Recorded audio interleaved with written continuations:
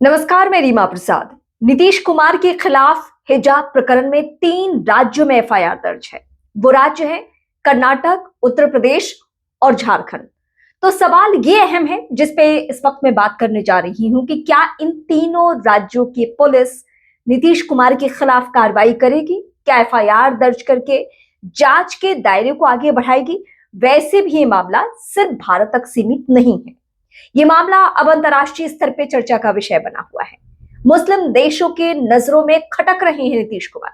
लेकिन ऐसा नहीं है कि ये सिर्फ मसला मुस्लिम देश ही उठा रहे हैं, बल्कि भारत में भी एक सुर में मांग उठ रही है। अलग अलग जगहों पे एफआईआर दर्ज होना इस बात की तस्दीक करती हुई मुनव्वर राना की बेटी ने उत्तर प्रदेश में एफआईआर दर्ज कराई। इसके अलावा कर्नाटका में मामला दर्ज हो गया। बिहार का पड़ोसी राज्य झारखंड में भी नीतीश कुमार के खिलाफ मोर्चा है और वहां भी एफआईआर दर्ज है।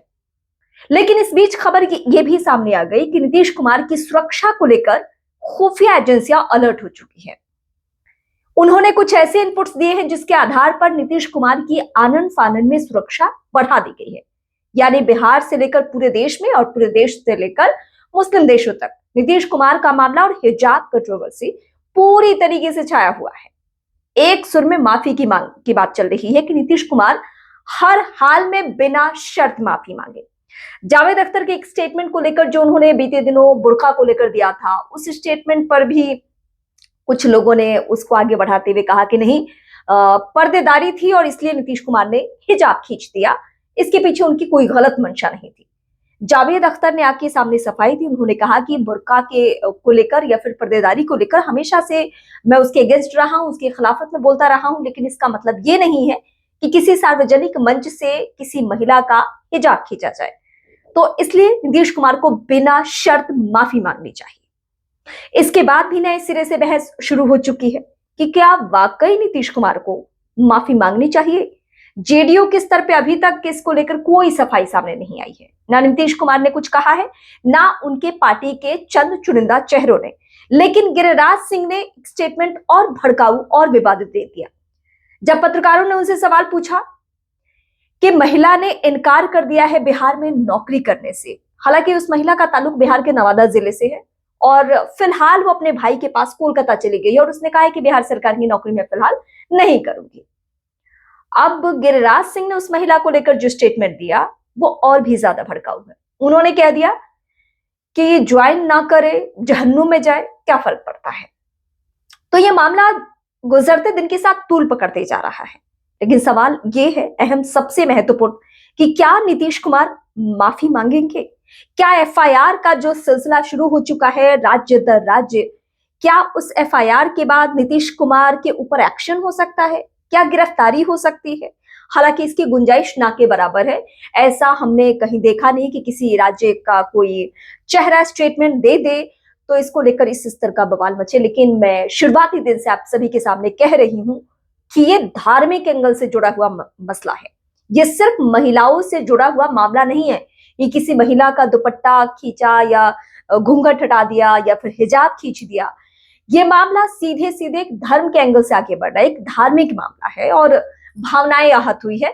वैसे भी पाकिस्तान हो या फिर और मुस्लिम देश हो, कतर हो, ओमान हो, इन सब जगहों से एक सुर में ये मांग चल रही है, तुर्की हो, कि नीतीश कुमार माफी मांग ले। यहां तक कि जो पाकिस्तानी एक डॉन है उसने भी धमकी दी है। उसने भी अपनी धमकी में ये कहा है कि आप बिना शर्त माफी मांग लीजिए। अगर माफी नहीं मांगेंगे तो अंजाम भुगतने के लिए तैयार रहिए। तो अभी तक मैं जिन जिन देशों का नाम ले रही हूं या जिन जिन चेहरों का नाम ले रही हूं, वो कार्रवाई के तौर पर नीतीश कुमार को लेकर सिर्फ और सिर्फ ये कह रहे हैं कि माफी मांग ले, बिना शर्त नीतीश कुमार माफी मांग ले। अगर वो माफी मांग लेते हैं तो बात यहीं की यहीं खत्म हो जाएगी। लेकिन अगर माफी नहीं मांगते हैं तो आने वाले दिनों में मुश्किलें बढ़ सकती है। ये मुस्लिम देशों की तरफ से धमकी बार बार दी जा रही है और यही वजह है कि जितने भी नीतीश कुमार के खिलाफ वीडियोस बन रहे हैं, जितने भी स्टेटमेंट्स आ रहे हैं, उस पे नजर है भारत की सुरक्षा एजेंसियों की, भारत की खुफिया विभाग की, जो बकायदा देख रहे हैं कि जहां जहां जिस जिस ट्विटर हैंडल या इंस्टाग्राम या फिर यूट्यूब कहीं से भी नीतीश कुमार के खिलाफ पोस्ट हो रहा है, तो उस व्यक्ति की मंशा क्या है, क्या वो नीतीश कुमार को नुकसान पहुंचा सकते हैं। और इसको लेकर इसी एंगल से नीतीश कुमार की फिलहाल सुरक्षा बढ़ा दी गई है। उनके सारे सार्वजनिक कार्यक्रम कैंसिल कर दिए गए हैं। अंदर खाने की खबर ये निकलकर सामने आ रही है और उनके निजी लोग, उनके बेहद करीबी लोग ही उनसे मिल सकते हैं। कोई भी इस वक्त उनसे नहीं मिल सकता है। नीतीश कुमार की सुरक्षा बढ़ा दी गई है। वैसे नीतीश कुमार के आप कार्यशैली को जानते हैं या उनका राजनीति करने का अंदाज आपने देखा हो, तो अगर गाहे बगाहे उनसे कभी कोई गलती हो जाती थी तो वो सार्वजनिक तौर पर आकर माफी मांगने से कभी गुरेज नहीं करते थे। लेकिन ये बीते दिनों की बात हो गई। मौजूदा वक्त के जो नीतीश कुमार हैं वो शायद बीमार हैं या फिर वो दूसरे लोगों के साथ के जरिए हैंडल होते हैं। तो ये नीतीश कुमार माफी मांगेंगे या इस मसले पर अपनी सफाई देंगे या कुछ भी बातें आकर सार्वजनिक कहेंगे, अभी इसके लिए दूर दूर तक कोई गुंजाइश बनती हुई नहीं दिख रही है, कोई भी संभावना दूर दूर तक नहीं। लेकिन इस मामले को जितना जल्दी खत्म कर दिया जाए, इस पे सफाई देकर या माफी मांगकर, उतना सही रहेगा, क्योंकि ये मसला सिर्फ बिहार तक सीमित नहीं है, सिर्फ देश तक यानी भारत तक सीमित नहीं है। ये मसला सीमा पार, सरहद पार जा चुका है और मुस्लिम देशों से बार बार धमकी भी मिल रही है। और इस देश का जो इतिहास रहा है और उसमें कुछ कंट्रोवर्शियल जो चीजें रही हैं, जिसका मैं यहाँ पे इस वक्त उन वाक्यों का जिक्र नहीं करना चाहती हूँ। आप खुद समझदार हैं, आप समझ जाएंगे कि मेरा इशारा किस तरफ है। किसी भी संजीदा मसले को या किसी धर्म से जुड़े हुए मामले को, किसी महिला से जुड़े हुए मामले को वक्त रहते अगर संभाल लिया जाए उस मुद्दे को, तो बेहतर होता है। और यही नीतीश कुमार जैसे राजनेता को करना भी चाहिए। वैसे उनकी राजनीति करने का जो तरीका हमने तौर तरीका देखा है, वो कभी मुस्लिम विरोधी नहीं रहा है, कभी महिला विरोधी नहीं रहा है।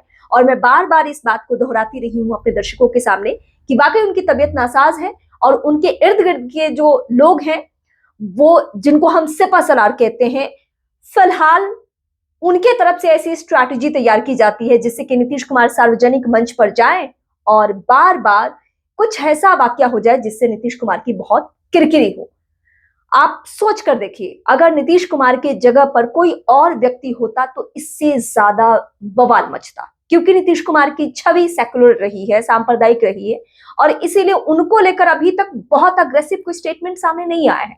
उनको लेकर सिर्फ और सिर्फ मुस्लिम देशों की तरफ से भी यही कहा जा रहा है कि नीतीश कुमार इस मसले पर माफी मांग ले, सशर्त माफी मांग ले, सफाई दे दे और ये बात यहीं की यहीं रह जानी है। उस महिला की तरफ से भी अभी तक ऐसा कोई स्टेटमेंट नहीं दिया गया हो जो बहुत भड़काऊ हो। उसने बस ये कहा कि हाँ, मैं सार्वजनिक तौर पर बहुत असहज महसूस कर रही थी, क्योंकि जो पास में खड़े हुए लोग थे वो हंस रहे थे, वो मजाक उड़ा रहे थे और इसलिए मैं नहीं चाहती कि मैं बिहार में नौकरी करूं, मैं ज्वाइन करूं। हालांकि आने वाले वक्त में क्या होने वाला है, क्योंकि बिहार सरकार की तरफ से ये कह दिया गया है, साफ कर दिया गया है कि उस महिला के बारे में अभी बिहार सरकार को कोई जानकारी नहीं है कि वो ज्वाइन करेगी या नहीं करेगी। अभी सिर्फ और सिर्फ ये उड़ती हुई खबर सामने आई है, कोई लिखित इसका प्रमाण नहीं है कि वो महिला जॉब ज्वाइन नहीं करने वाली है। तो सवाल ये है कि क्या नीतीश कुमार माफी मांगेंगे? जिस तरीके से कई राज्यों में उनके खिलाफ एफआईआर दर्ज है, देश में भी बवाल है, विदेशों में भी बवाल है, कई जगहों से उनको धमकी मिल रही है, उनकी जान को खतरा है, चेतावनी दी गई है कि अगर वो माफी नहीं मांगते हैं तो फिर आने वाले वक्त में अंजाम भुगतने के लिए तैयार रहे, सुरक्षा एजेंसियां अलर्ट है। तो अगर नीतीश कुमार माफी नहीं मांगते हैं तो इसका क्या परिणाम होने जा रहा है? अगर आपके जहन में इससे जुड़ा हुआ कोई भी सवाल है तो मुझे कॉमेंट करके जरूर बताएं। मेरे चैनल रीमा प्रसाद चैनल को आप जरूर सब्सक्राइब करें और इसके अलावा फेसबुक, इंस्टा, ट्विटर पर भी मेरे साथ जरूर जुड़े।